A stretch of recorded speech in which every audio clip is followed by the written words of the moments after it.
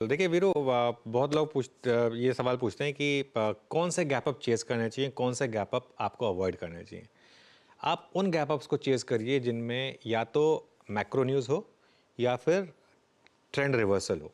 ठीक है, वो गैप अप्स हमेशा अवॉइड करें जिनमें आप ऑलरेडी एक स्ट्रांग ट्रेंड में हो और जहां पर विदाउट एनी मैक्रो ट्रिगर आपको गैप अप मिल रहा हो अप ट्रेंडिंग मार्केट में जो आज हुआ है इसके लिए। और एक चीज़ मैं बताऊं आपको, बड़ी ट्रेड बाय ऑन डिप्स की है। जहां पर ये डिप खत्म होगी वहां पर बड़ी ट्रेड बाय की ही बनेगी डे लो के स्टॉप के साथ, लेकिन वेट करना होगा आपको जहां पर वो डिप खत्म हो जाए। तो एक बार के लिए वो शॉर्ट ट्रेड पूरी हुई। वो व्यू इसलिए भी था क्योंकि आज एक लग रहा था कि एक इजी सॉर्ट ऑफ, जिसे कहते हैं ट्रेड है एक बार के लिए अग्रेसिव ट्रेडर्स के लिए इंट्राडे में। लेकिन फोकस करें इंडिविजुअल स्टॉक्स पर। निफ्टी में जहां पर भी ये बॉटम बनेगा दोबारा एक लॉन्ग ट्रेड बनेगी, उसको भी हम कैप्चर करने की कोशिश करेंगे। तो व्यू वही है कि buy on dips, gap up को चेज मत करिए, स्पेशली अगर आप इतने बड़े कॉल राइटर जोन के आसपास खोल रहे हैं। वहां एक बार तो रिजेक्शन जरूर आएगा, वो एक बार का रिजेक्शन आ गया, दूसरी बार अगर गए वहां पर तो वो निकल जाएगा फिर उसके बाद।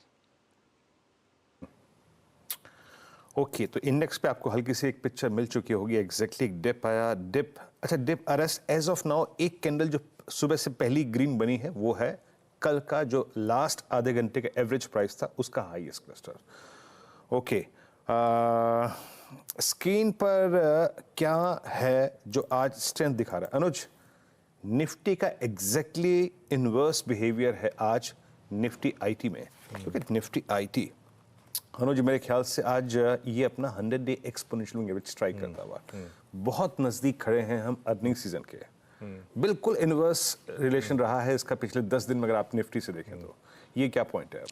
देखिए वीरू, आज सुबह एक ब्रोकरेज रिपोर्ट भी आई थी, आई थिंक उसका भी थोड़ा इम्पैक्ट है इन्फोसिस पर। लेकिन एक व्यू ये भी बन रहा था कि अब जो है आईटी में कुछ हद का बॉटम बना है। यहाँ पर जिस तरीके के पैटर्न्स रहे हैं, काफ़ी ओवरसोल्ड था आईटी, लेकिन 3-4 दिन का जो पैटर्न है वो ये बता रहा है कि अनलेस ये कंपनियां कंप्लीट शॉकर डिलीवर कर दें, बड़ा शॉकर, डाउन साइड नहीं है यहाँ पर। डाउन साइड प्रोटेक्टेड है, रिस्ट्रिक्टेड है यहाँ पर, और रिस्क रिवॉर्ड आपके फेवर में है मेरे ख्याल से। लार्ज कैप आईटी में और मिड कैप आईटी में तो बहुत ज़बरदस्त फेवर में है, क्योंकि मिड कैप आईटी भी काफ़ी करेक्ट हो चुकी है। उन कंपनियों पर फोकस करें जिन्होंने पिछले क्वार्टर अच्छे नंबर्स दिए थे और अच्छी गाइडेंस दी थी। मेरे ख्याल से वो स्टॉक्स सबसे ज़्यादा चलेंगे। ओके, और आईटी वाकई चलता हुआ, और याद रखिएगा आईटी ने, निफ्टी आईटी ने, स्क्रीन पर रखिएगा प्लीज एक बार, 4 अप्रैल को एक मेरे ख्याल से 22 मार्च के बाद पहली बार एक अटेम्प्ट लिया था 100 डेमा क्रॉस करने का, सक्सीड नहीं हो पाया था। बट मैं इस स्टोरी को और इस डिस्कशन को इस वक्त इसलिए इनिशिएट कर रहा हूँ क्योंकि एग्जैक्टली आपकी स्क्रीन पे जो प्राइस है 35435, ये इसका 100 डे एक्सपोनेंशियल मूविंग एवरेज है। ड्रॉ कर देंगे अगर चार्ट पे तो शायद मेरे ख्याल से दर्शकों को ज़्यादा आसानी होगी। But TCS as of now सबसे स्ट्रॉन्ग थ्रस्ट जनरेट करता हुआ। मानस, आपकी रीडिंग अब तक की क्या कह रही है आईटी पर और इस पुल बैक पर? तो देखिए आईटी की जहां तक बात है, स्पेशली इन्फी ने आज ऐसा लग रहा है कि एक शॉर्ट टर्म बॉटम बनाया है।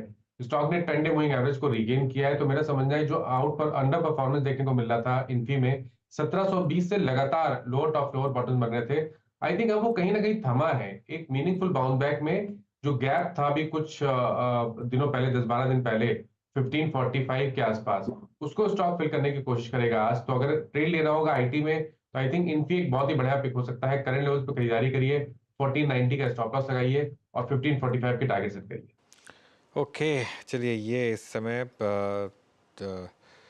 एक व्यू आपका आईटी स्टॉक्स पर।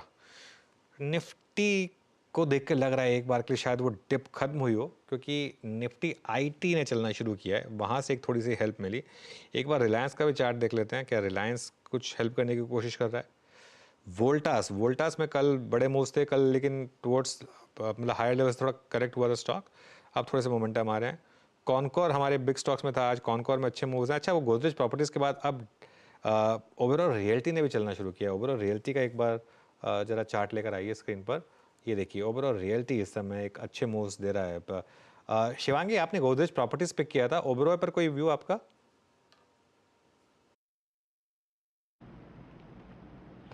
जी बिल्कुल, अनुज जी, हम देख रहे हैं कि पूरे ही रियलिटी स्पेस में अच्छा एक्शन है। ओबरॉय रियलिटी का एक बहुत ही पॉजिटिव है कि 5 डेज से कंसोलिडेशन कर रहा है और ये अपने लोअर जोन्स को काफ़ी अच्छी तरह से होल्ड कर रहा है।